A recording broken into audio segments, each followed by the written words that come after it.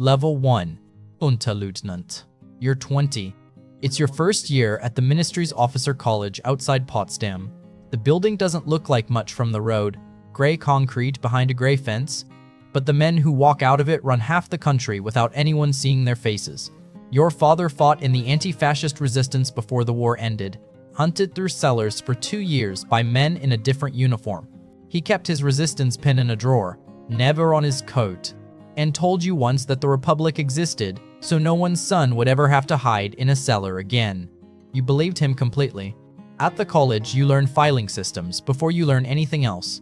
How to build a person on paper until you know them better than their own family does. Your instructor tells you the only rule that matters. A file only holds what you're willing to read back to yourself. You don't understand it yet, though you'll repeat the line to yourself so many times it eventually stops sounding like a warning. You write home that you've never been prouder, and your father writes back 3 lines, careful ones, because he knows better than anyone what a mailbox can become. Level 2. Lieutenant. Your first posting is a district office, a converted apartment building where the stairwell still smells like the family that used to live there. You're assigned to run informants, ordinary neighbors who report on other ordinary neighbors for small favors, a travel permit, a phone line, a spot in the good school. You recruit your first source over coffee in her kitchen, and she cries afterward, and you tell yourself the crying means she's a good person, which means the reports will be honest. You keep your father's pin in your jacket pocket for the first month. Then you stop, because a resistance badge looks strange next to a ministry pin, and someone would ask why you carry both. Level 3. Oberleutnant. You run 6 sources now, and a district includes your own street. One of your files is a teacher who taught you in the 3rd grade. You read her transcript twice before you sign it. The minister visits your building once, unannounced, walking the corridor slowly with his hands behind his back, a driver and 2 aides trailing him in silence. Every typewriter in the office stops the moment his shoes hit the linoleum, and the room holds its breath the way it holds it before bad weather. He stops at your desk, reads the file open in front of you upside down without touching it, and moves on without a word. By the time the outer door closes behind him, you've lost count of how long you'd been holding your pen an inch above the page. You don't sleep that night, and in your log you write that it was an honor to be seen, and in the morning you don't cross it out. Level 4. Hauptmann. You marry a woman who never asks what floor you work on. She asks what music you like, and whether you slept, and you find that easier to answer. Your section grows. A colleague flags an odd travel pattern, 3 unregistered trips to the same border town, and brings it to you before taking it upstairs. You tell him to file it quietly and let it sit. You don't explain why. He doesn't ask twice. That night you tell yourself there's a wider picture above your rank, one you're not cleared to see, and that not seeing it is the whole design, not a failure of it. Level 5. Major. You oversee a full section, 40 case officers, and a quota for new sources that climbs every quarter regardless of what the streets actually need watching. A promising officer under you starts asking why a residential block with no history gets full surveillance. Within a month, he's transferred to a border post nobody requests. When you ask after him, his old desk partner just shrugs. You stop asking about people who disappear from rosters. Your son is born that winter. You record a message for him instead of coming home, and you don't play it back before you send it, because you already know how your own voice will sound. Level 6. Oberstleutnant. You command a regional department now, and the paperwork alone takes a small army to move. Arrest orders, surveillance logs, resettlement files for families the state has decided are unreliable. You used to read every name before signing. Now your adjutant highlights only the line for your signature, and you sign without lifting your eyes higher than the pen. You drink alone in your office some nights, the light off, because the officers' club has started to feel like a room of strangers wearing your own face. Your wife starts leaving your dinner covered on the stove instead of waiting up. Level 7. Oberst. You run counterintelligence for the district and spend 2 years dismantling a single family's network, an uncle who prints leaflets, a niece who carries them, a printer who never asks questions until the morning he does.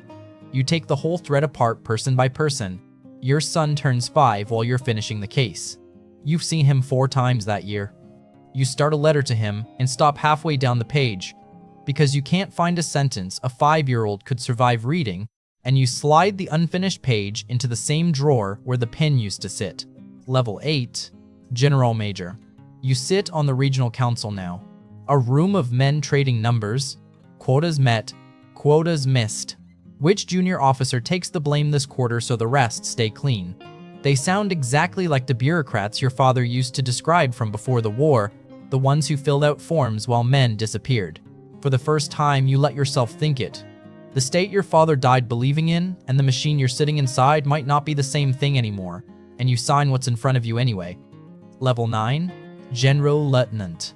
You're handed a construction file with a classification above your usual clearance, a facility whose purpose isn't written anywhere in your paperwork, only its cost.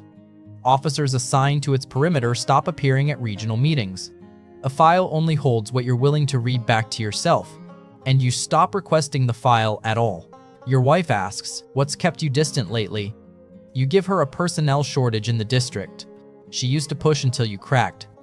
Tonight, she just nods, and you can't tell if she believed you or simply stopped wanting to know, and somehow the second possibility is worse than the first. Level 10. Generaloberst. You oversee 3 regions and a staff who call you Comrade General and mean it, though not one of them would sit beside you off duty. Your son enrolled in officer training without telling you, wanting it to be a surprise. His file is one request away, and your hand stays flat on the desk instead of reaching for the phone. You go home for 2 days. Your wife has taken your father's pin out of the drawer and set it on the shelf, in plain sight, the way it was never allowed to sit when you were a boy. You don't remember bringing it home from your own quarters, only that you must have. Some year you can no longer place. Level 11. Army General. You sit in ministry planning sessions in Berlin now, in rooms with men whose names you only used to see on internal memos. They discuss population reliability by district the way other men discuss weather. You're too senior to leave this room and too implicated to speak freely inside it. There's no version of the rest of your career that ends quietly, and you understand you've known that for years without letting the sentence finish itself. At night, you find your hands clasped behind your back at the window, the exact posture your father used to hold, and you have no memory of learning it on purpose. Level 12. Minister. There's only ever been one man who holds this title at a time, and now it's you. You review a class of new officer candidates on the steps of the college where you started, a formality, nothing more. The last cadet in line is 19, his collar too straight, his eyes steady on yours. He gives you his name, and you recognize it instantly, because you stopped checking rosters years ago on purpose, and here it is anyway, standing in front of you in a fresh uniform. You open your mouth. There's a sentence somewhere in your throat. A file only holds what you're willing to read back to yourself. You already know you're not willing. You nod and tell him to carry on, and he walks off to begin the same 30 years you did. You stand alone afterward with your hands clasped behind your back, the way your father used to stand at the kitchen window, waiting for a feeling that stopped arriving so long ago you no longer notice its absence. And somewhere behind you, the pin sits on the shelf, catching the last of the evening light. Thank you for sticking around until the end. If you enjoyed this one, leave a like and subscribe so you never miss the next rank climb.